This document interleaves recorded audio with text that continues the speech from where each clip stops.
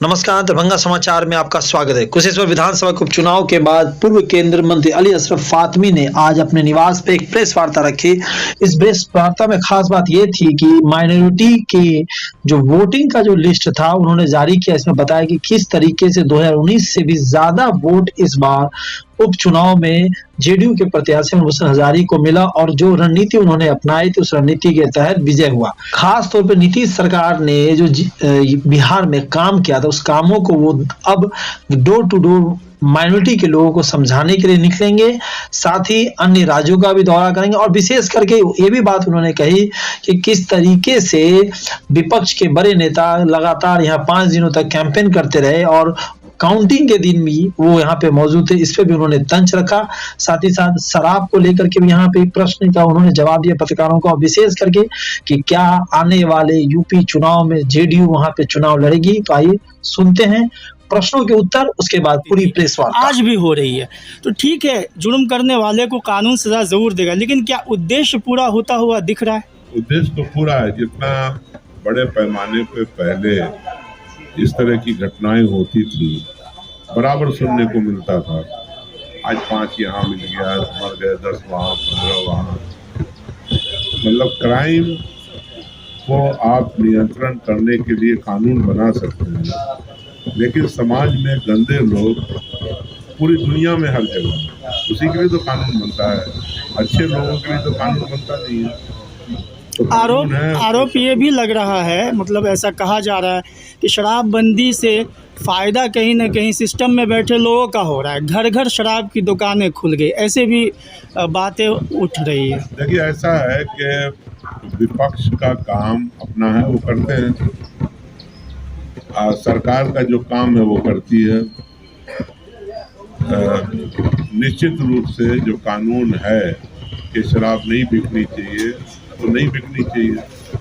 तो इसमें पुलिस को, जो एडमिनिस्ट्रेशन है, उनको पूरा ध्यान देना चाहिए। स्पेशली जो सोर्स है जहाँ से ये सब कुछ हो रहा है वहाँ तक पहुँचना चाहिए। और ये जो जाली शराब, नकली शराब बना करके जहरीली शराब बेच रहे हैं, इनको तो एकदम कठोर से कठोर सजा होनी चाहिए कि वो फिर आइंदा उस सजा को देख करके कोई भी हिम्मत ना करे। तो क्या यूपी चुनाव को लेकर के कुछ सोच रही है पार्टी? वहाँ पे चुनाव हो रहा है, यहाँ हम लोग जगह सेलेक्ट कर रहे हैं उत्तर प्रदेश के लिए, और वहाँ भी हम जाएंगे, खुद भी जाएंगे कि हम कहाँ कहाँ चुनाव लड़ने के सक्षम हैं। वहाँ पहले हमारे पार्टी के एमएलए भी रहे हैं और वहाँ हम लोग निश्चित रूप से चुनाव लड़ेंगे। सर, वो 5 ऐसे कौन से राज्य होंगे जो आप जनवरी फरवरी से दौरा करेंगे, जहाँ आप कैंप करेंगे? अब वो देख लेते हैं। हमारा जो रिकॉर्ड है पुराना, जैसे अरुणाचल प्रदेश में हमारे एमएलए थे, मणिपुर में हमारे एमएलए थे, तो जो इस तरह के राज्य, झारखंड है हमारा, हम लोग उत्तर प्रदेश में भी थे, उत्तर प्रदेश को भी कंसंट्रेट किया। झारखंड है हमारा पड़ोसी राज्य है, इन सबको हम लोग कंसंट्रेट करेंगे। अभी से कॉन्स्टिट्यूएंसी सेलेक्ट करेंगे कि वहाँ से हमको चुनाव लड़ाना है और उस पर काम करेंगे, फोकस करेंगे। तो छोटे राज्यों को भी देखेंगे और झारखंड को भी देखेंगे, यूपी को भी देखेंगे। कंप्यूट किया है वोटर लिस्ट और जो वोट एक्चुअली गिरा है उससे, तो इसमें मैंने बूथ नंबर के साथ, आपको मालूम ही है कि कुशेश्वर स्थान में तकरीबन 32,000 अल्पसंख्यक का वोट है और ये काफ़ी डिसिसिव वोट था, डिसाइसिव वोट था। इसमें 16,000 वोट के करीब मत गिरे होंगे, जिसमें हमने आपको हिसाब 14-15 हज़ार वोट का जो मुख्य जो गांव है उसका मैंने, ये ऐसा नहीं है इसमें कि जहां हमको वोट कम मिला हो नहीं दर्शाया, जहां कम मिला है वो भी आपको दिया है, जहां हमें ज़्यादा मिला है वो भी दिया है। लेकिन पिछली दफ़ा के चुनाव में शायद हम लोग वहाँ नहीं पहुँच पाए थे उन लोगों तक, तो वोट कम आया था। इस दफ़ा मैं समझता हूँ कि अल्पसंख्यक का वोट कुशेश्वर स्थान में निर्णायक रहा, क्योंकि तकरीबन 46% वोट, जितना भी वोट गिरा, तो ये मुख्य विलेजेस का बूथ नंबर के साथ विवरण दिया है। हो सकता है उसमें दूसरी बिरादरी के लोग भी थोड़े बहुत हों, लेकिन कंसंट्रेटेड पॉपुलेशन अल्पसंख्यक का यही है। उसका जो ट्रेंड है वो 46 और 54 का है। अब आप समझ लें कि एक से एक नेता पूरे बिहार से और दरभंगा से लगे हुए थे। उसके अलावा खुद 4-5 दिन जो अपने आप को कहते हैं कि ये तो हमारा पॉकेट का वोट है, वो लगे रहे।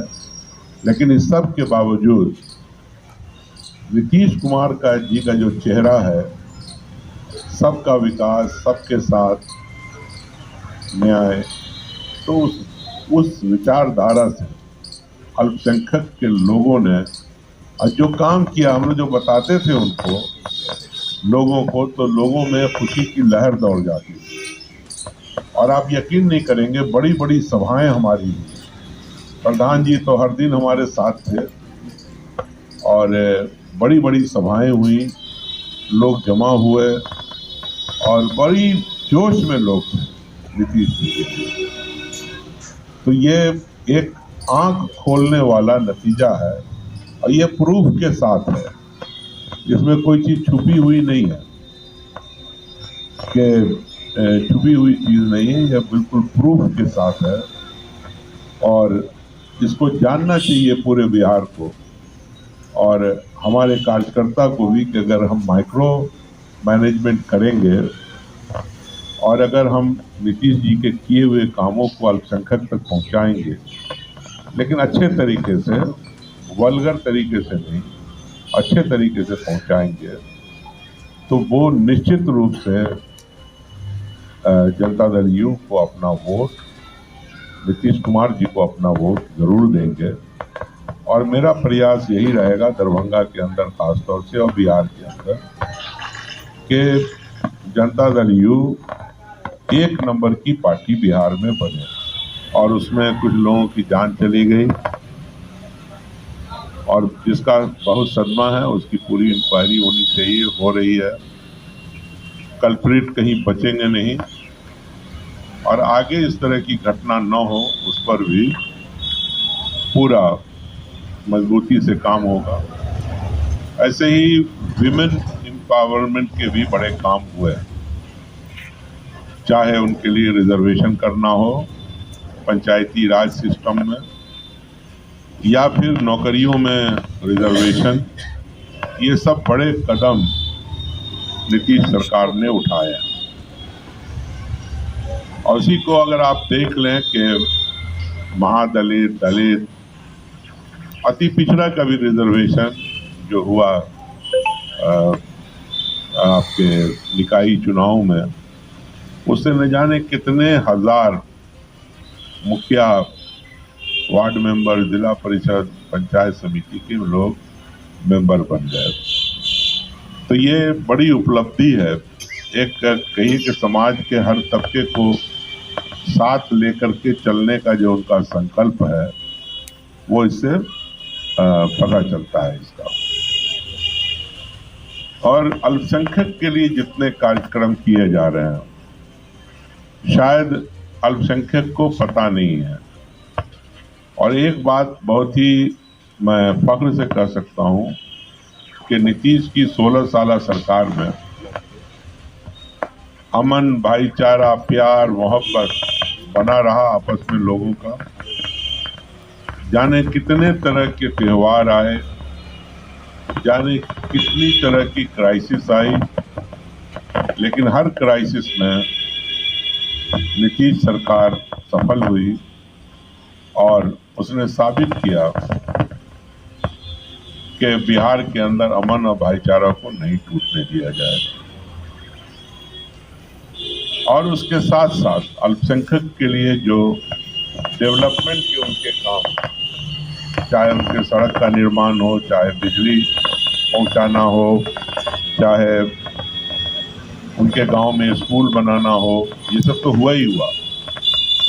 साथ साथ उनके मदरसों का मॉडर्नाइजेशन, उसके अंदर टीचर, उसकी तनख्वाह स्कूल के बराबर की, और फिर उनके कंस्ट्रक्शन उनके बिल्डिंग्स का, जो मदरसे की बिल्डिंग है, हर ज़िला में एक रेजिडेंशियल माइनॉरिटी स्कूल, अल्पसंख्यक के लिए स्कॉलरशिप्स, अल्पसंख्यक के लिए ऋण जिसके ज़रिए नौजवान रोज़गार कर सकें और कारोबार कर सकें, आगे बढ़ सकें।